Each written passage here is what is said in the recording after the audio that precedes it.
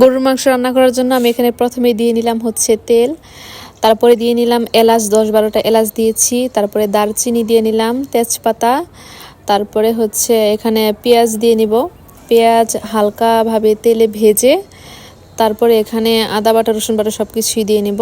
আগে কিছুক্ষণ ভেজে নিলাম, তারপরে এখানে দিয়ে দিচ্ছি 2 টেবিল চামচ রসুন বাটা।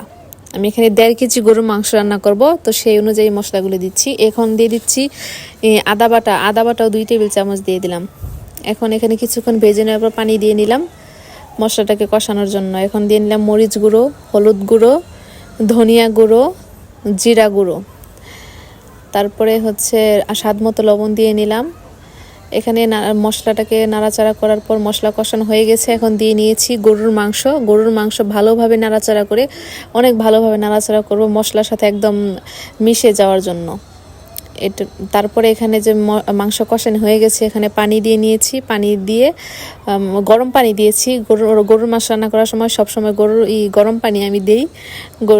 তারপরে যে তরকারিটা হয়ে গিয়েছে, ফাইনাল লুক আপনারা সবাই জানাবেন কেমন হয়েছে। ধন্যবাদ।